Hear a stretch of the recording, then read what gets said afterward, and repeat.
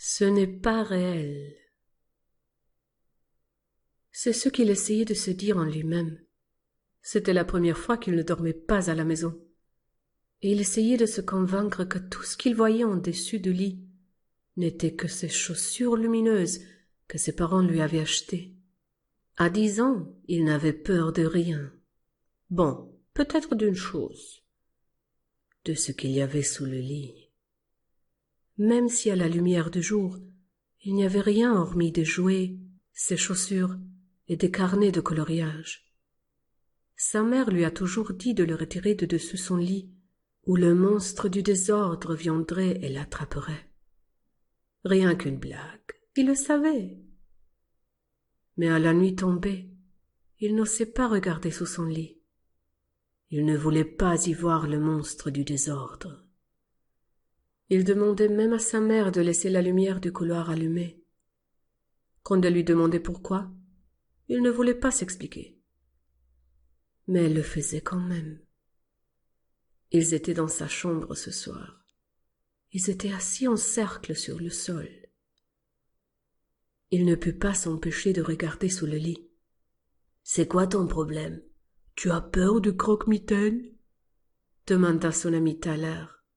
« Mais non, il n'existe pas, » dit-il en le regardant méchamment et en espérant qu'il allumèrent la lumière plutôt que d'utiliser des lampes torches.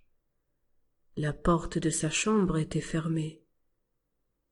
Cela n'arrivait jamais. « Je sais qu'il n'existe pas, mais tu devrais voir tes yeux. » Tyler rit en le montrant du doigt. Il se sentait la cible des blagues de Tyler. Le monstre du désordre existe, par contre. Il ne savait pas quoi dire d'autre alors qu'il rit d'un rire sinistre. Il mit son visage dans les faisceaux de sa lampe torche pour se rendre effrayant. « Tu sais ce que n'est pas vrai. Arrête tes conneries. » Tyler le poussa doucement. Les autres garçons rirent. Ce n'était que des jeux. « Tu veux entendre l'histoire du monstre du désordre ou pas ?» demanda-t-il à Tyler, relevant les sourcils bien que son cœur batte la chamade. Il pouvait sentir la transpiration lui monter au visage. « Ouais, vas-y. » Tyler hocha la tête, un sourire narquois sur son visage. « Le monstre du désordre ne sort pas avant l'heure de coucher. Il farfouille, jouant avec ce qu'il trouve en désordre sous ton lit. Lentement, il se glisse en dehors, puis sous ta couverture. Peu importe que tu sois bien enroulé, le monstre du désordre trouve toujours le moyen de t'attendre. Quand il t'attrape finalement, il t'amène sous le lit. Tu auras beau te débattre et crier aussi fort que tu peux, personne ne t'entendra. Disparu à jamais, avec le désordre laissé sous le lit. Ton propre désordre t'attire sous ton lit et tu disparais à jamais. » Il raconta son histoire à voix basse. Ses yeux étaient la seule chose qui apparaissait dans la lumière de la lampe qu'il tenait. Il faisait étrangement calme, et l'un de leurs amis tapa légèrement l'épaule de Tyler.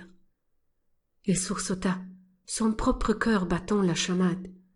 « Ce n'est pas vrai, ça n'existe pas le monstre. » Tyler faisait les gros yeux à son ami. Tyler le regarda. « Alors, pourquoi as-tu peur ?» demanda-t-il. « Je n'ai pas peur, bougonna Tyler. « Non ?» demanda-t-il. « Non !» répondit fermement Tyler. « Regarde sous mon lit, il y a du désordre, » dit-il en riant pour le provoquer. Tyler se tourna, regarda sous le lit d'où il était.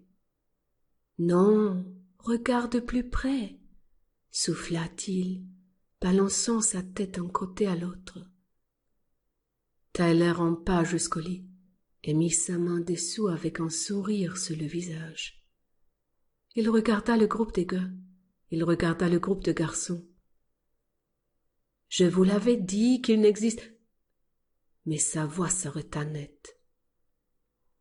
Ils regardèrent alors qu'il se faisait entraîner sous le lit. Ils essayèrent d'aider Tyler, essayèrent de le ramener vers eux. Ils attrapèrent ses jambes, ses hanches, mais ce qui l'attirait était bien plus fort qu'eux.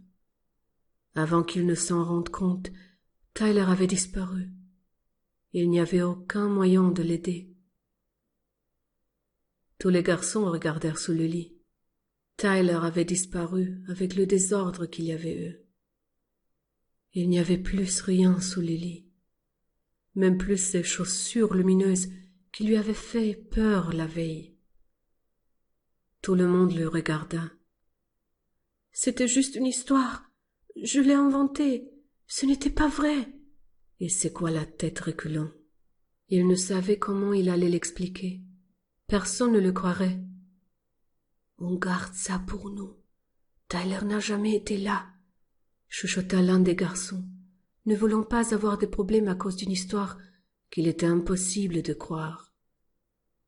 Ce soir-là, les garçons conclurent un pacte, que Tyler n'était jamais venu. C'était un secret dont ils se souviendraient pendant toutes les années à venir et qu'ils emporteraient dans leur tombe. Maintenant qu'il avait réalisé que le monstre du désordre était réel, il fit toujours attention à ne rien laisser sous le lit, pas même ses chaussures. Quand il fut adulte, sa femme rit de lui et le taquinait à propos de cela. Mais elle ne l'aurait certainement pas fait si elle avait été avec eux cette nuit-là. Fin.